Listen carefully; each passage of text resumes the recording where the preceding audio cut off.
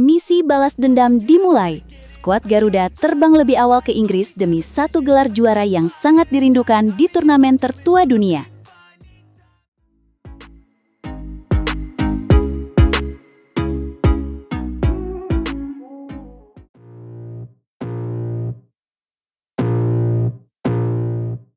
Kamu tahu tidak, suasana di Pelatnas saat ini benar-benar sedang membara. Karena para pahlawan badminton kita sudah mulai berkemas untuk terbang ke Inggris demi All England 2026. Wah, benarkah? Padahal kalau tidak salah, jadwal pertandingannya baru akan dimulai pekan depan. Tepatnya tanggal 3-8 Maret 2026 kan? Betul sekali. Tapi kali ini Persatuan Bulu Tangkis Seluruh Indonesia atau PBSI tidak mau main-main. Makanya Fajar Alfian, Muhammad Syohibul Fikri, dan kawan-kawan berangkat lebih awal pada hari Selasa 24 Februari 2026 ini. Wah, luar biasa sekali persiapannya. Berarti mereka punya waktu sekitar 1 minggu lebih untuk berada di sana sebelum turnamen dimulai. Apa alasan utama mereka berangkat secepat itu? Alasan utamanya adalah aklimatisasi. Mereka butuh waktu untuk adaptasi cuaca dan kondisi lapangan, agar fisik serta mental mereka benar-benar berada di level puncak saat hari pertandingan tiba. Saya mengerti. Apalagi Inggris sedang berada di musim yang cukup dingin. Jadi memang butuh penyesuaian ekstra agar otot-otot mereka tidak kaku saat bertanding di Utilita Arena Birmingham nanti. Tepat sekali. Dan menariknya, mereka tidak langsung ke Birmingham. Tim Indonesia akan menjalani pemusatan latihan dan aklimatisasi di Milton Keynes yang berjarak 120 km dari Birmingham. Milton Keynes. Oh, saya ingat. Itu memang sering jadi basis latihan tim Indonesia kalau mau bertanding di All England. Mereka akan berada di sana dari tanggal 26 sampai 28 Februari, kan? Benar, jadwalnya sangat padat. Setelah 3 hari latihan intensif di Milton Keynes, baru pada tanggal 1 Maret mereka akan bergeser ke kota Birmingham untuk persiapan akhir. Berarti pada tanggal 2 Maret mereka sudah mulai uji coba lapangan resmi di venue pertandingan untuk merasakan hembusan angin dan karakteristik shuttlecock yang digunakan tahun ini. Eng Hian selaku Kepala Bidang Pembinaan dan Prestasi PBSI sudah menegaskan bahwa fokus utama mereka adalah kesiapan fisik, teknis, dan yang paling penting adalah kekuatan mental menghadapi tekanan di turnamen level Super 1000 ini.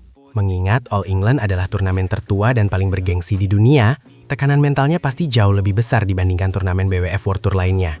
Benar, apalagi tahun lalu kita mengalami nirgelar. Pencapaian terbaik hanya runner-up dari pasangan Leo Rolly Fernando dan Bagas Maulana yang kalah dramatis dari wakil Korea Selatan. Aduh, jangan diingatkan lagi. Kekalahan 21-19 dan 21-19 itu benar-benar menyesakan dada. Tapi saya yakin tahun ini ceritanya akan berbeda. PBSI sendiri membidik minimal 1 gelar juara tahun ini. Mereka ingin mengulang kesuksesan tahun 2022, 2023, dan puncaknya saat kita jadi juara umum di tahun 2024 lalu. Oh iya, tahun 2024 itu momen emas, saat Jonathan Christie dan pasangan Fajar Alfian serta Muhammad Rian Ardianto berhasil naik podium tertinggi bersamaan. Momen itu yang ingin kita ulangi. Tahun ini kita menurunkan 12,5 wakil, termasuk kolaborasi unik antara Gloria Emanuele Wijaya dengan pemain Singapura, Hyong Kai Terry. Tunggu dulu, kenapa 12,5 wakil? Oh, saya paham. Itu karena Gloria berpasangan dengan pemain luar negeri ya? Benar sekali, karena Rehan Naufal Kusharjanto masih dalam masa pemulihan cedera. Jadi, Gloria tetap turun dengan pasangan beda negara. Ini tentu akan jadi tontonan yang sangat menarik. Di sektor tunggal putra ada Jonathan Christie dan Alwi Farhan. Sementara di tunggal putri kita bertumpu pada Putri Kusumawardani. Persaingannya pasti akan sangat ketat sejak babak pertama. Jangan lupakan sektor ganda putra kita yang sangat kuat. Ada 5 pasangan yang turun, termasuk Sabar Karyaman Gutama dan Muhammad Reza Pahlevi Isfahani yang performanya sedang menanjak belakangan ini. Benar, lalu ada juga pasangan muda Raymond Indra dan Nikolaus Jokian yang diharapkan bisa memberikan kejutan besar bagi pemain-pemain top dunia. Kita semua berharap persiapan matang di Milton Keynes ini benar-benar membuahkan hasil manis, sehingga lagu Indonesia Raya bisa berkumandang kembali di tanah Inggris. Saya tidak sabar melihat aksi mereka. Semoga tidak ada lagi kesalahan fatal di poin-poin kritis seperti tahun lalu, dan para pemain bisa tampil lepas tanpa beban. Amin. Mari kita berikan dukungan penuh dan doa terbaik untuk tim bulu tangkis Indonesia agar mereka bisa membawa pulang mahkota All England 2026 ke tanah air tercinta. Dan ingat, All England bukan sekedar turnamen. Ini adalah tentang kehormatan dan sejarah yang harus terus kita jaga keberlangsungannya untuk generasi mendatang. Semangat tim Indonesia! Buktikan bahwa kita masih menjadi raja di lapangan hijau dan raihlah prestasi setinggi langit demi kebanggaan seluruh rakyat Indonesia. Ayo satukan doa untuk kesuksesan tim badminton kita di All England 2026. Salam olahraga dan maju terus bulu tangkis Indonesia.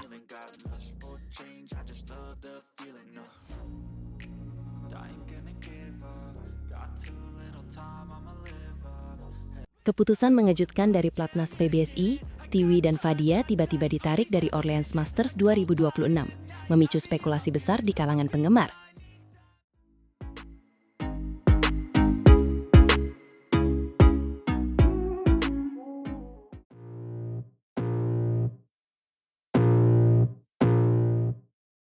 Dunia bulu tangkis Indonesia kembali diguncang dengan berita yang sangat tidak terduga.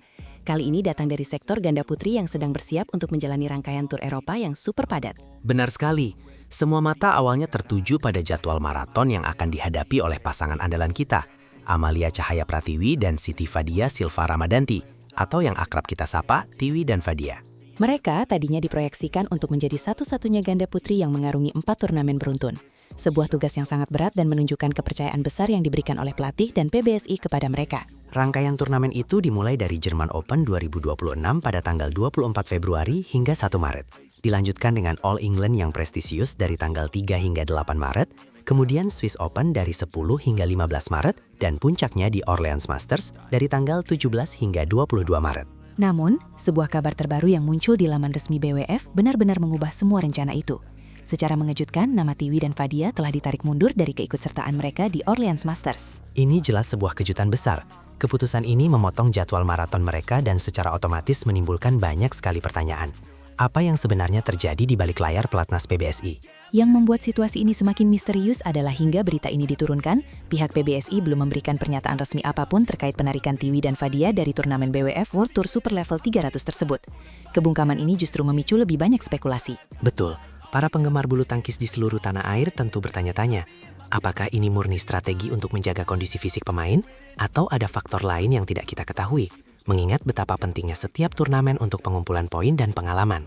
Dengan penarikan ini, perjalanan tur Eropa Tiwi dan Fadia kini hanya akan mencakup 3 turnamen, Jerman Open, All England, dan Swiss Open. Ini tetap jadwal yang padat, tapi kehilangan satu turnamen jelas mengubah dinamika persiapan mereka. Sementara itu, Tiwi dan Fadia sendiri sudah dalam perjalanan menuju Jerman. Mereka telah bertolak dari Bandara Soekarno-Hatta pada hari Sabtu tanggal 21 Februari 2026. Mereka tidak berangkat sendiri. Lani Tria Mayasari dan Apriani Rahayu yang juga didaftarkan untuk Jerman Open berangkat bersama mereka, didampingi oleh pelatih ganda putri Nitya Kristinda Maheswari.